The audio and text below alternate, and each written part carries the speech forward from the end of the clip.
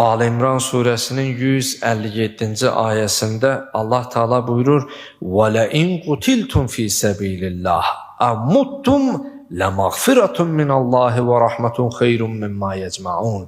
Eğer Allah yolunda öldürüləsiz ya öləsiz, fərq eləməz.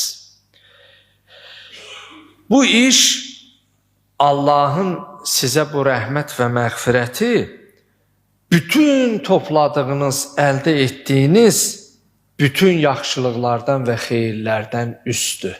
Yəni Allah yolunda bu şəhadət zirvəsinə yüksəlmək, şəhid olmaq bütün yaxşılıqların başıdır.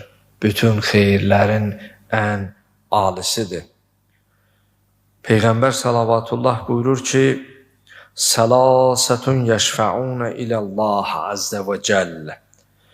Qiyamət günü 3 dəstə insanlardan olacaq ki, Allah'tan şəfaət istəyəcəklər ki, ümmətə, insanlara şəfaət edə bilsinlər. Fəyüşəffəun. Onlara şəfaət izni veriləcək.